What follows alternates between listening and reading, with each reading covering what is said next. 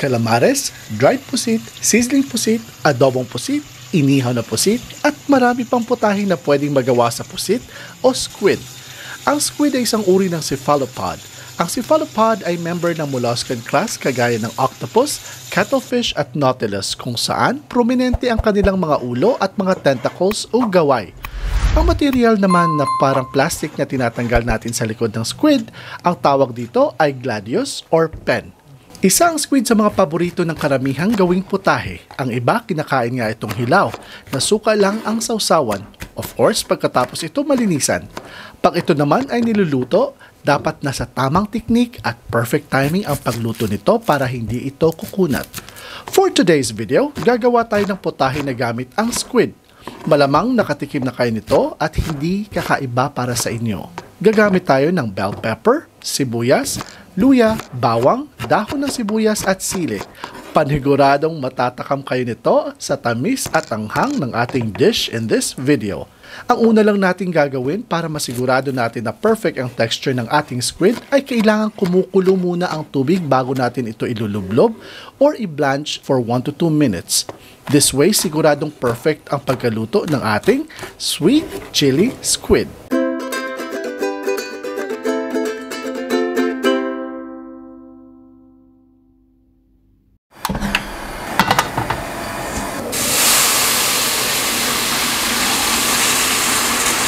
So yan mga kwanders, naglagay tayo ng mainit na tubig. So para mabilis nating maluto yung ating squid. Iba-blanch lang natin to. So ilagay na natin. So hayaan muna natin siyang ganyan hanggang maging ganito lang yung ating squid. Yung maging, anong tawag dito? Firm. Ma-firm siya. Yung hindi na siya malambot. Yan. So mga kwanders, kumukulo na siya, so tanggalin na natin siya agad para hindi na natin siya ma-overcook kasi lulutuin pa natin to. Maglagay lang tayo ng konting oil. So isunod natin yung ating bawang.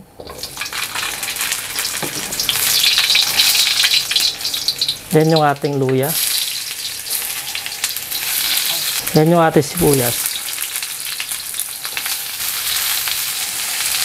Then yung ating chili.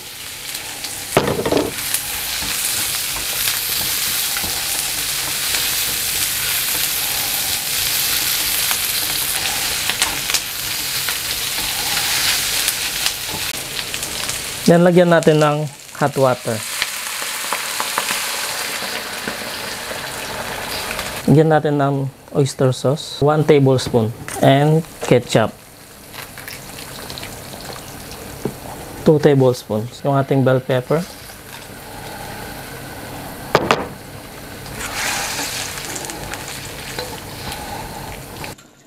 And 1 tablespoon of white sugar.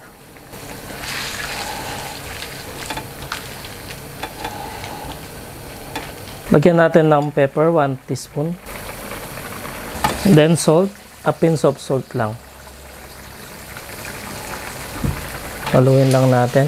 So yung mga wonders, hayaan lang natin siyang kumulo ng mga 2 minutes. Then balikan natin. Lagyan pa natin ng asin. So ilagay na natin itong ating pampalapot. So nagtunaw lang tayo ng cornstarch dito.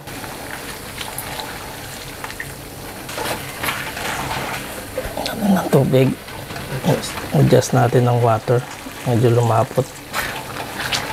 So, linagyan lang natin ng konting tubig kasi medyo napadami yung cornstarch natin. So, now ilagay na natin itong ating squid.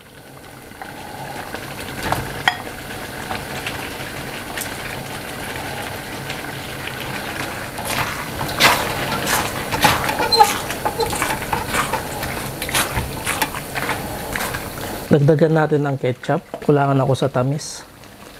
1 tablespoon pa na sugar.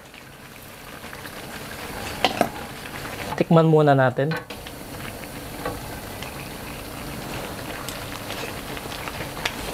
So, tama-tama na yung texture ng pusit natin. So now, patayin na natin yung kalan and then i-serve na natin.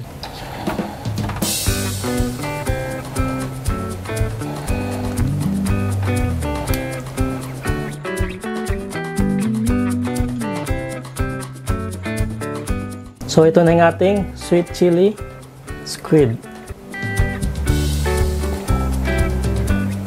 So mga ka-wonders, ito ang ating sweet chili squid. Probably, nagtatanong na kayo, pwede bang pampulutan? Of course, pwedeng pampulutan kasi mukha siyang pang-sizzling din, no? Pwede siyang pang-sizzling. Pwede. And this is also sold sa mga restaurants na paborito nyo. And you don't have to go there para palagi kumakain kasi of course minsan nagsasave tayo. So you can cook it at the comforts of your own kitchen. Tikman na natin. Dapat may sauce.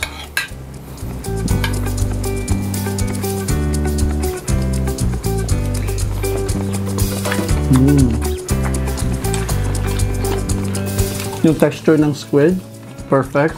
Sakto lang yung process na ginawa natin. Sakto lang yung oras pagkaluto ng squid. Tapos ang linis ng lasa, hindi siya malansa. Hindi malansa, wala yung lansa kasi nalinis na ni Chef Mark. Tapos yung sweetness, perfect lang yung sweetness, hindi siya overwhelming. Tsaka yung chili. Sakto lang yung anghang. Yan. Tapos yung ginger, nag-complement siya. Ang sarap nung, ang gentleness ng ginger, ang gentle ng ginger, yung lasa ng ginger sa recipe na ito. Na pwede namang slight lang yung chili para in case may mga bata kayo dyan, pwede sa kanila para hindi masyadong maanghang.